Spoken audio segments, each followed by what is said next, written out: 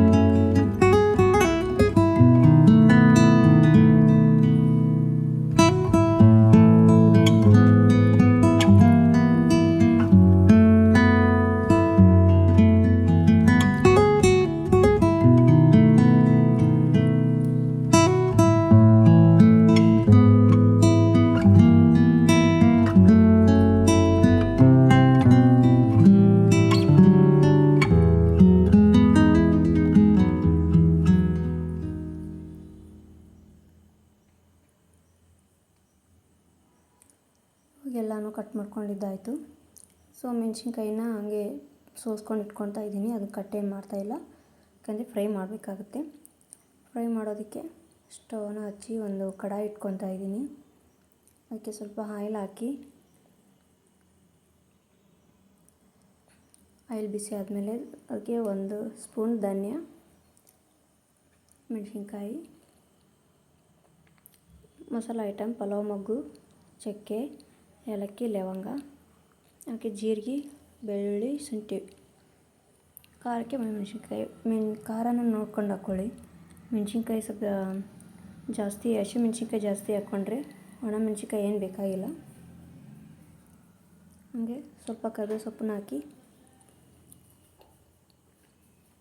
ಕೆಳಗಡೆ ಇಟ್ಕೋಬೇಕು. ಇವಾಗ ಹಸಿ ಕೊಬ್ಬರಿನ ತುರಿದಿಟ್ಕೊಳ್ತಾ ಇದ್ದೀನಿ. ಫ್ರೈ ಮಾಡಿರೋದು ತಣ್ಣಗಾದ್ಮೇಲೆ ಹಸಿ ಕೊಬ್ಬರಿನ ಹಾಕಿ ನುಣ್ಣಗೆ ರುಬ್ಕೋಬೇಕು.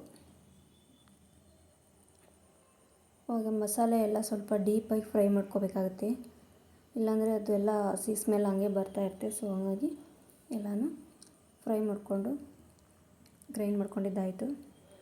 ಇವಾಗ ಸ್ಟವ್ ಮೇಲೆ ಕುಕ್ಕರ್ನ ಇಟ್ಟು ಅದಕ್ಕೆ ಜೀರಿಗೆ, ಸಾಸಿವೆ, ಹಾಗೆ ಕಸ್ತೂರಿ ಮೇಥಿ ಹಾಕ್ಕೊಳ್ತಾ ಇದ್ದೀನಿ. ಕಸ್ತೂರಿ ಮೇಥಿನ ಆಯಿಲಲ್ಲಿ ಡೈರೆಕ್ಟಾಗಿ ಹಾಕ್ಕೊಂಡ್ರೆ ಸ್ಮೆಲ್ಲು ಸ್ವಲ್ಪ ಸೂಪರಾಗಿ ಬರುತ್ತೆ. ಸೊ ಹಾಗಾಗಿ ಆಯಿಲಲ್ಲಿ ಹಾಕ್ಕೋತಾ ಇದ್ದೀನಿ. ಇಲ್ಲಾಂದರೆ ಲಾಸ್ಟಲ್ಲಿ ಹಾಕ್ಕೋಬೋದು, ಪರವಾಗಿಲ್ಲ. ಸೊ ಟೇಸ್ಟ್ ಸ್ವಲ್ಪ ಜಾಸ್ತಿ ಬೇಕು ಅಂದರೆ ಆಯಿಲಲ್ಲಿ ಹಾಕ್ಕೊಂಡ್ರೆ ಚೆನ್ನಾಗಿರುತ್ತೆ. ಹಾಗೆ ಈರುಳ್ಳಿ, ಟೊಮೆಟೊ, ಬಟಾಟಿ, ಕ್ಯಾಪ್ಸಿಕಮ್ ಎಲ್ಲನೂ ಆ್ಯಡ್ ಮಾಡ್ಕೊಳ್ತಾ ಇದ್ದೀನಿ.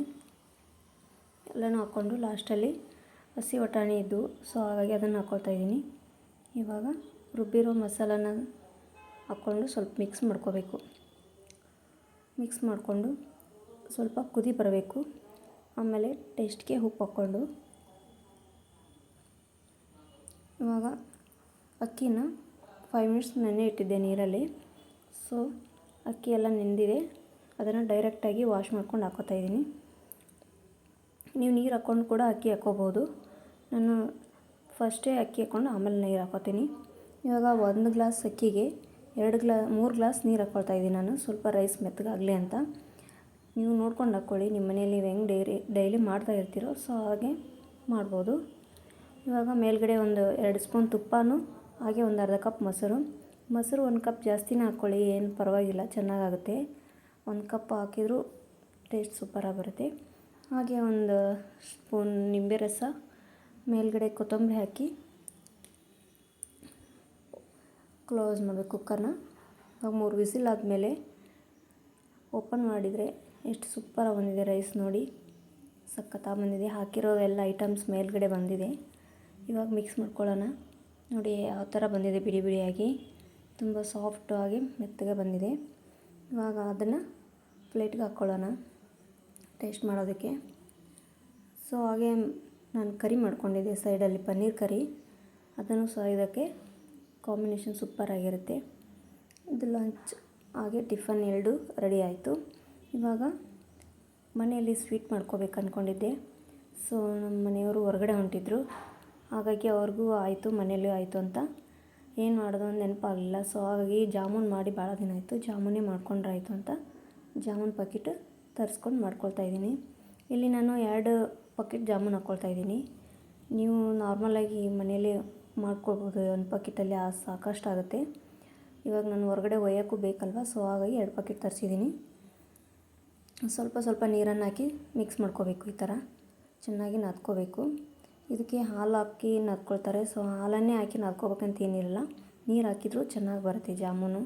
ಮನೆಯಲ್ಲಿ ಹಾಲು ಎಲ್ಲ ಖಾಲಿಯಾಗಿದ್ದರೆ ಸೊ ಹಾಗಾಗಿ ನೀರನ್ನೇ ಹಾಕ್ಕೊಂಡು ನಾದ್ಕೋಬೋದು. ಇವಾಗ 2 ಪ್ಯಾಕೆಟ್ ಜಾಮೂನ್ಗೆ ನಾನು 2 ಗ್ಲಾಸ್ ಸಕ್ಕರೆನ ಹಾಕ್ಕೊಳ್ತಾಯಿದ್ದೀನಿ, ಹಾಗೆ 3 ಗ್ಲಾಸ್ ನೀರು ಹಾಕ್ಕೊಳ್ತಾಯಿದ್ದೀನಿ. ನೋಡ್ಕೊಂಡು ಹಾಕ್ಕೋಬೋದು ನೀವು.